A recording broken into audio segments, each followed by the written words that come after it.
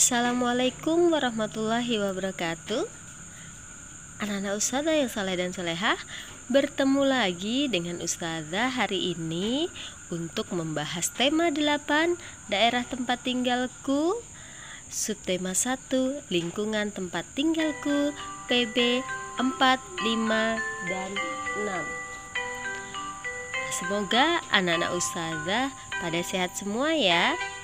Bagi yang kurang sehat, mari kita doakan semoga Allah segera memberi kesehatan kepada teman-teman kita. Baiklah anak-anak, mari kita awali dengan membaca basmalah. Bismillahirrahmanirrahim. Tujuan pembelajaran kita hari ini adalah yang pertama, kita dapat menjelaskan karakteristik individu dalam keluarga. Kita bisa mengidentifikasi tokoh dalam teks fiksi. Kita bisa menjelaskan jenis pekerjaan terkait kegiatan ekonomi sesuai tempat tinggalnya. Dan kita bisa menjelaskan tempo dan tinggi rendah nada pada lagu daerah. Nah, pembelajaran ini ada di buku Bupena 4D halaman 21. Nanti sambil dibuka ya. Menjelaskan karakteristik individu dalam keluarga. Ya. Apakah kita sudah mengenal karakteristik anggota keluarga kita? Ciri fisik seperti apa yang membuat kita dapat mengenali anggota keluarga? Nah, ciri fisik yang dapat dikenali dari jenis dan warna rambut, warna kulit, bentuk mata, dan tinggi tubuh. Selain ciri fisik, kita dapat mengenali anggota keluarga dengan mengetahui kegemarannya. Nah, misalnya kegemaran ustazah mancing, kegemaran anak ustazah bersepeda, seperti itu ya. Oke, kita lihat contoh. Rayyan dan Kak Raihan memiliki kegemaran olahraga berbeda. Rayyan gemar bersepeda dan Kak Raihan gemar berlari. Keduanya sering berolahraga bersama. Bahkan Kak Raihan membonceng Rayyan apabila kecapean. Rayyan dengan senang hati membantu kakaknya. Keragaman karakteristik individu tidak hanya keragaman fisik, tetapi juga dapat berupa keragaman kegemaran. Seperti Rayyan dan Kak Raihan tadi, mereka memiliki kegemaran yang berbeda. Namun, keduanya dapat hidup rukun dan saling membantu. Oke, bagaimana dengan anak-anak ustazah? Apakah di keluarga anak-anak ustazah ini mempunyai kegemaran atau kesukaan yang berbeda? Tentunya ada yang berbeda ya. Oke, kalau begitu coba nanti kita lakukan kegiatan di rumah bersama keluarga, melakukan wawancara dengan anggota keluarga. Nah, lalu ditanyain apa sih kegemaran atau kesukaan mereka. Nah, seperti ini ya, membuat tabel. Ada anggota keluarga seperti ayah, ibu, kakak, saya, dan adik kalau punya adik. Atau yang ada di rumah, boleh paman, boleh tante, boleh kakek, boleh nenek. Nah, nanti hasilnya akan seperti ini contohnya. Ini hasil dari wawancara. Yang pertama, ayah. Nah, ternyata ayah suka bermain bola, sedangkan ibu sukanya memasak. Kakak menyanyi. saya baca buku cerita, sedangkan adik menggambar. Nah, dari satu keluarga ini saja mereka mempunyai kegemaran atau kesukaan yang berbeda-beda. Tetapi walaupun kegemaran berbeda, tetap hidup rukun dan saling tolong-menolong. Ustazah harap anak-anak ustazah juga bisa bersikap seperti mereka ya. Oke, setiap anggota keluarga mempunyai ciri dan kebiasaan masing-masing. Contohnya, ibu terkenal gesit, rajin, pandai memasak, dan pandai mengurusi rumah tangga. Ayah terkenal rajin dan giat bekerja tanpa mengenal lelah, penyayang keluarga, melindungi, dan tegas. Setiap orang diberikan kelebihan dan kekurangan tertentu oleh Allah Subhanahu wa Ta'ala.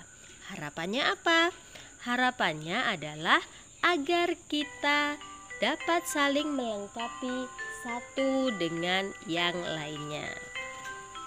Ustazah harap anak-anak ustazah juga demikian, bisa melengkapi atau bisa menerima kekurangan dari teman-teman kita ketika sedang bermain. Ya. Menjelaskan dan mengidentifikasi tokoh utama dalam teks fiksi. Ayo ingat kembali tentang tokoh dalam teks fiksi. Tokoh merupakan salah satu hal penting dalam sebuah teks fiksi. Dalam sebuah teks fiksi bisa terdapat satu tokoh, bisa juga beberapa tokoh. Nah, setiap tokoh memiliki peran atau fungsinya masing-masing dalam suatu cerita. Kita lihat penjelasannya. Tokoh utama disebut juga sebagai tokoh sentral.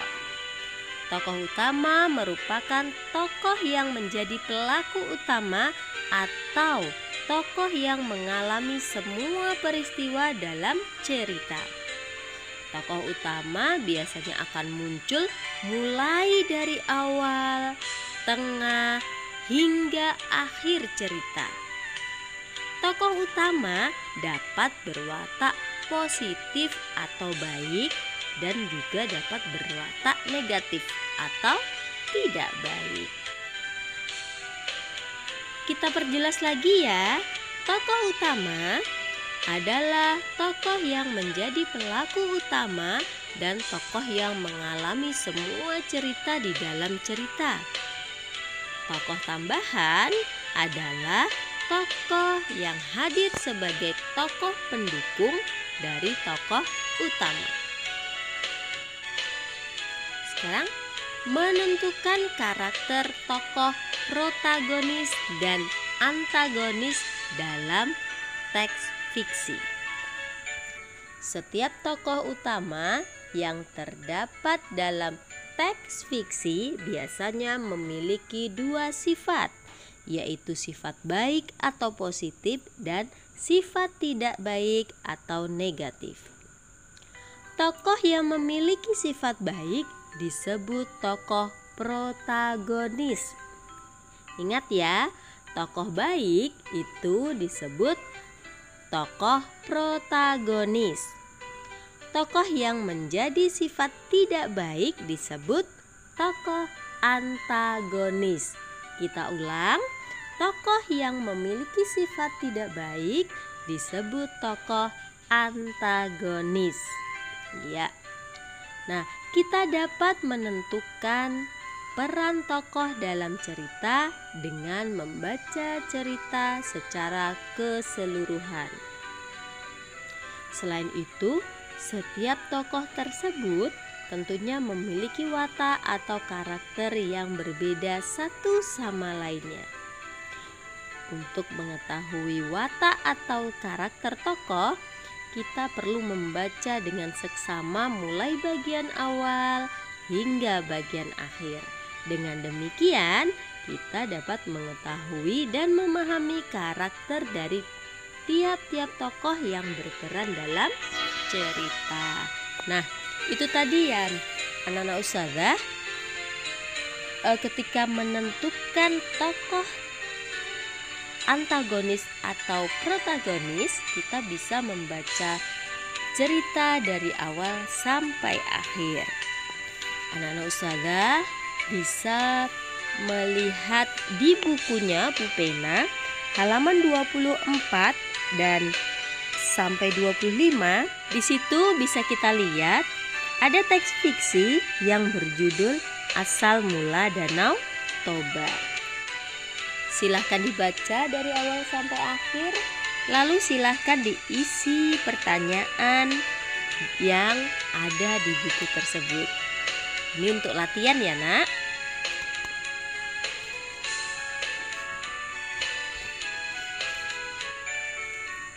Menjelaskan jenis pekerjaan terkait kegiatan ekonomi sesuai tempat tinggalnya. Setiap daerah di Indonesia memiliki kegiatan ekonomi yang berbeda. Kegiatan ekonomi adalah kegiatan yang dilakukan oleh manusia untuk mendapatkan penghasilan, barang, atau jasa tertentu dengan tujuan mencapai kesejahteraan dalam hidupnya. Hal ini dapat disebabkan oleh kondisi alam dan aktivitas masyarakatnya.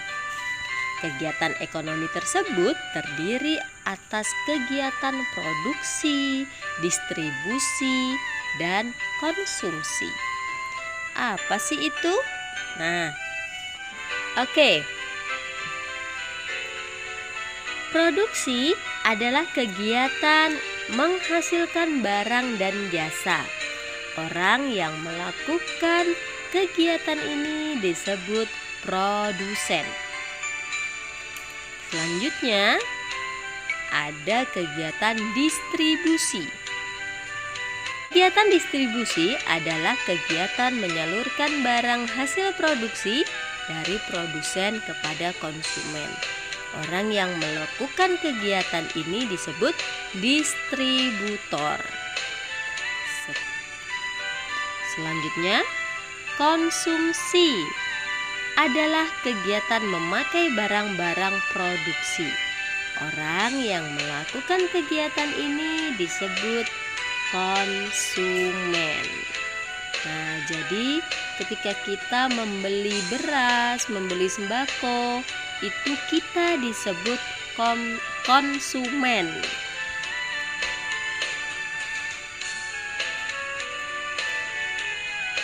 Oke anak-anak, menjelaskan tempo dan tinggi rendah nada pada lagu daerah.